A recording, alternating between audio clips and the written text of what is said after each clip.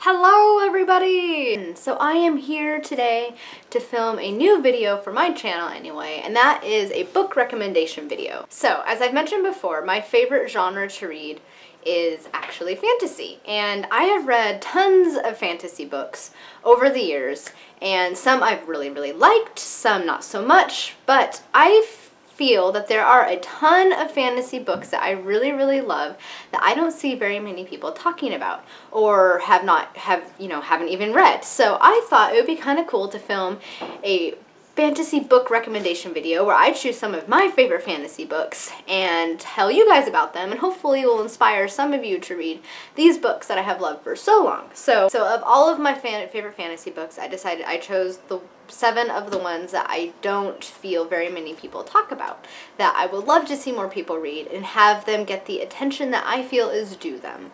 So yeah, let's get started on this pile. The first book that I have here is Inda by Sherwood Smith, and I first read this book series, actually 4 books, about 8-ish years ago. I really liked it, and when I was starting to do this video I was trying to figure out how to describe this book because the plot can be a little bit complicated, not in a bad way, just that it's hard to describe the plot, especially without giving anything away. And so then I thought, you know what?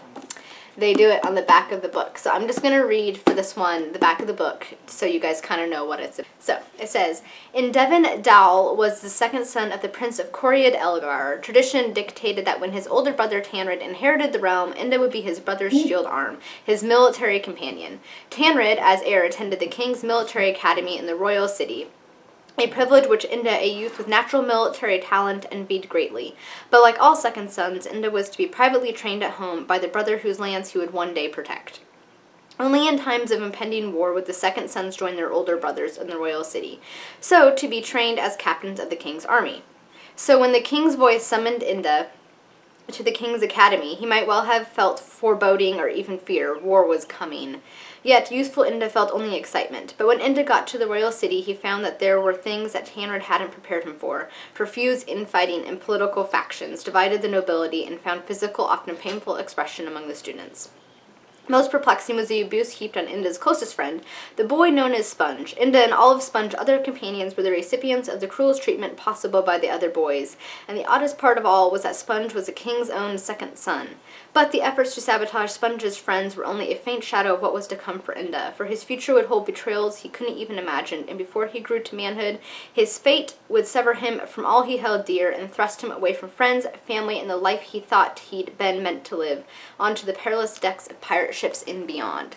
So, as you can tell from the description, this book is epic. Sherwood Smith has been thinking of the world that this book series takes place in since she was a child. So it is very detailed, it is very well thought out. It is just, it's amazing. I mean, the characters are so well-rounded. Some of the most well-rounded characters I have ever encountered in a book before. You just feel invested in the story. You can't help but read. And then the world itself is detailed, but not in like a distracting way. It's in a good way. I mean, you can't help but picture the world like you're there. And I think sometimes, especially in fantasy, that can be hard to do because, you know, fantasy typically takes place in a non-existent world. So you have to really build that world up and help you to imagine it and make you feel like you're in there. And I think Sherwood Smith definitely delivers with this book series. As for the plot itself, it's just fantastic. I mean, so much happens, not just in this book, but in all of the other 3 books. And the series spans pretty much Inda's whole life. I think the last book might, not his whole life, I think the last book might end when he's in his 30s or 40s. But it's really good. A lot happens, there's a lot of twists and turns, and I think in some ways it's similar to Game of Thrones, especially in terms of the different families and the infighting between them, and just a lot of the politics go on in the book, but the difference is not all of the good people die. Yeah. So yes, this is my first recommendation if you love fantasy, even if you just want to start reading fantasy, because I don't really know anybody's ever read this series, but it is so good and it deserves to be read and loved and admired the way that I feel it should. So this is my first choice for my fantasy recommendation. The next book that I have will look a little bit familiar because I've already done a review video on it, and I will post a link in the description box below, but that book is Sept of Swords by Michael J. Sullivan. This is another book series that I know hardly anybody that has read. It's really, really good, again, which I'm sure I'm going to keep saying because some of these books are some of my favorites. But basically, the gist of the story is that Royce and Hadrian are two of the best thieves to have ever lived, but they end up being falsely accused of murdering the king, and with the help of the king's daughter, are released because she knows they didn't do it, and they end up going on this sort of quest, if you will, with the king's son to discover the truth of what's going on. And that is a horrible synopsis, but I explained it better in my video. But the book is good. It is full of humor. It is full of lots of little twists you don't expect to happen. It's well done, well written, and I highly recommend it. And it's a pretty quick read. It's the first in a trilogy. It looks intimidating because it's big, but honestly it didn't take me that long to get through. But yeah, this is my second choice for a fantasy recommendation. The third book I have is more of a historical fantasy, if you will. It is The Squire's Tale by Gerald Morris. And I first read this book about, oh gosh, 12 years ago now. It is the first in a series, and these are actually retellings of Arthurian legends. They're really, really well done. Even though it's a retelling, he sticks pretty close to the original story, so he gets the heart of the original legends, but he adds a lot of humor and a lot of other really great elements to the stories. These are middle grade books, so they don't take long to read at all. I think I read this one in probably about a day, or under a day. The first one, it features Gawain, but it's told from his squire's perspective, and he ends up helping his squire go on a quest to figure out his parentage, who his parents were, because he never knew them. It's really, really good. You'll love the whole series. It's fun to read. I love Arthurian legends, and I love retellings of Arthurian legends, especially when they're well done, and this one is well done. So I recommend not only this book, but all of the books in this series. You will love it. The next book I have is another historical fantasy, and that book is The Daughter of the Forest by Juliet Marlia. I also read this one a few years ago, and it is a retelling of an Irish legend called The Six Swans. And the premise of the story is that there is an Irish chieftain who has 6 sons and 1 daughter. And one day this mysterious woman shows up at their home, their castle, and she ends up basically enchanting their father and forcing him to marry her. And most of his kids catch on that she is not what she seems. She's evil. She obviously has some evil plot in mind, and she knows and suspects that some of his children suspect her. So they end up trying to deal with her, getting rid of her away from their father, but their plan backfires, and she ends up cursing them by turning all 6 brothers into swans, and their sister ends up escaping. Well, the sister ends up finding the fairy folk, and the fairy folk tell her that in order to break the curse, the only way they can break this sorceress's curse is to weave together by hand 6 shirts made of nettles, and she cannot speak once while she does this. So, of course, she has to do this in order to save her brothers, who she loves dearly, who pretty much raised her, since her mother is dead, obviously. The real mother. So she sets out on this quest to weave these shirts together, but a lot of things happen. She ends up being captured by Britons and taken back to England, and she is taken into the household of this English lord, but who she had started to fall in love with, and he loves her, but she still can't speak, and she ends up being kind of shunned and looked down upon, not only because she is from Ireland and they're seen as barbarians, but also because of her odd behavior and the way that she tortures herself by, you know, weaving together these shirts of nettle. But she has to save her brothers, and even though she is away from them, she isn't, you know, she's going to be able to get to them in time. So I think, it's been a while since I've read it, but I think she might have just a year or 2 before the curse will not be able to be broken. But, might be wrong on that. I really need to reread this book. Anyway, so good. But she ends up, you know, stuck there, and she never gives up, and it's just a really, really, really good book. I loved it. It is fantastic. It is beautifully written.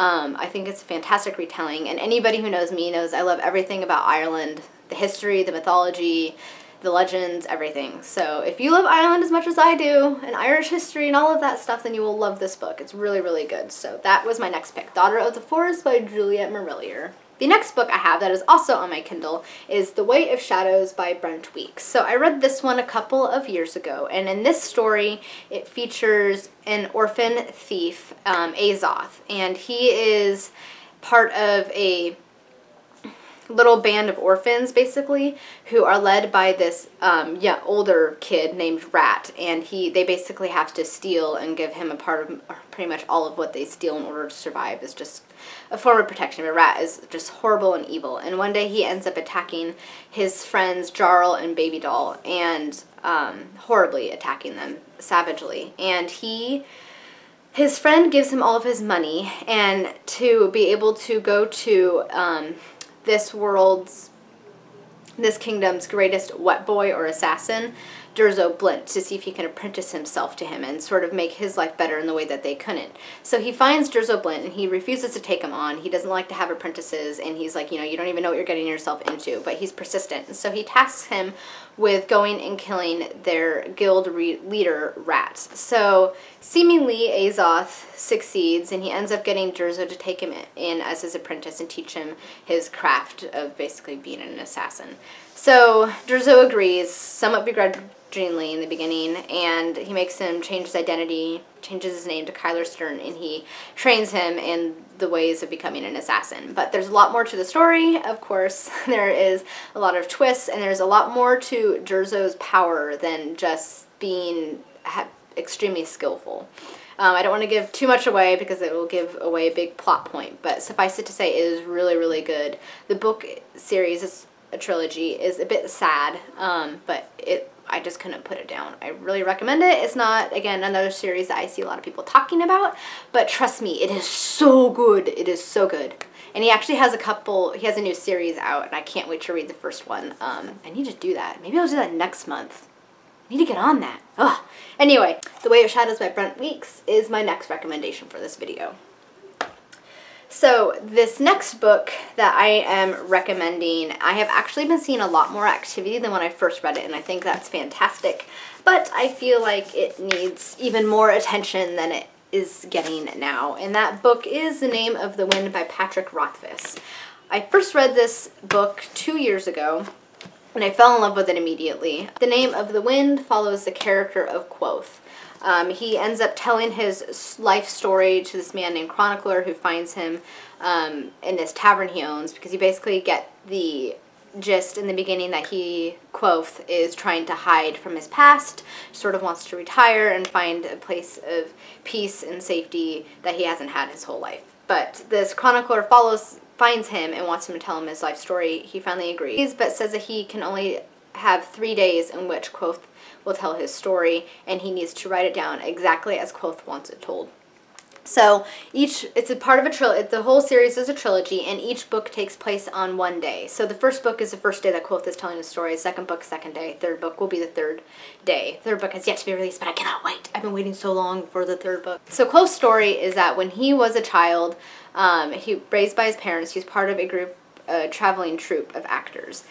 His father was working on this play to put together about the Chandrine, which is this sort of mystical creatures that are dangerous. Nobody really quite believes the stories, but also the stories go that anybody that sort of gets close to the Chandrines and what their secret is and what they are and who they are killed. So his father has been investigating these legends for a long time. You kind of get the feeling that he believes the legends, that he has started to gain some knowledge of who and what these things are.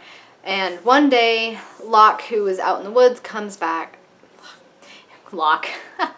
Totally the wrong book. One day, Quoth, who is out in the woods, I think he was collecting firewood. He comes back and finds his entire family and troop murdered, and there are these beings that are killing them, the Chandrines.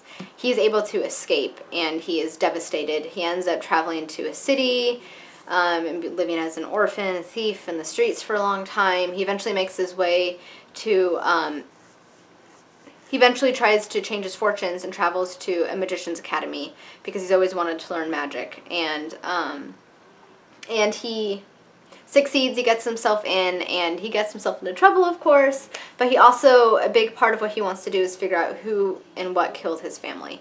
There's a lot more to the book than what I'm describing. It's kind of hard to describe without giving a whole lot away, but it's really, really good. It's really well thought out. It's really well developed. You just feel for Quoth. You feel attached to him. You want to see him succeed. There's a lot of cringe-worthy moments in the book where you can just see him making a very bad decision, which I think it's great when you read a book and you feel so invested in the character that you physically cringe away when they're doing something that you just see as such a bad thing for them to be doing. But suffice it to say, it is a fantastic book, and though I know it's gaining in popularity, I still want everybody to read this book. You will not regret it. The Name of the Wind by Patrick Rothfuss, and it's a beautiful cover. Look at that.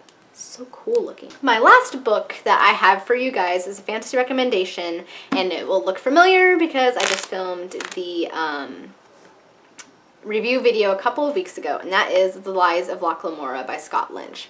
And though I recently read this, I fell in love with it immediately.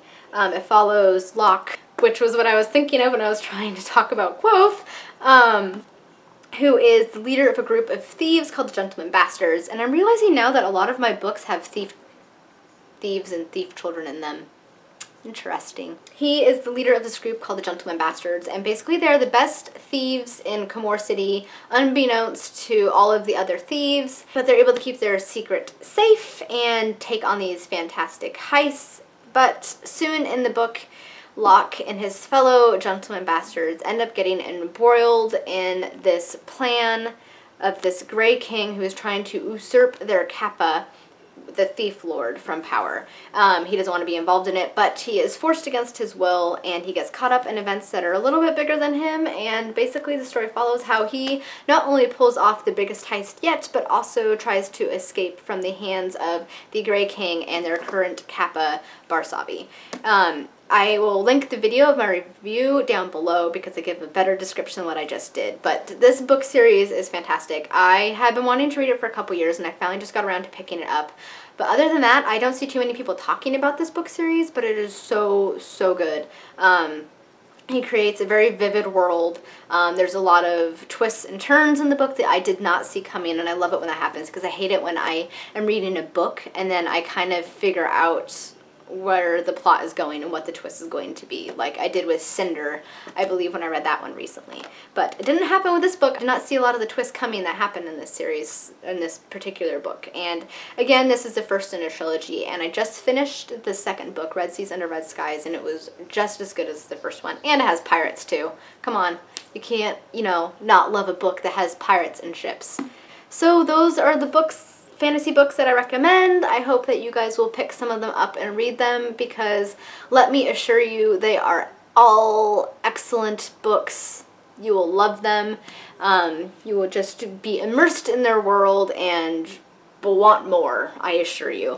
But yeah, I hope you guys enjoyed this video. Let me know if you want to see more recommendation videos, because it was kind of fun to do, something a little different. I like sharing books that I love with you guys, of course, which is the whole point of this channel.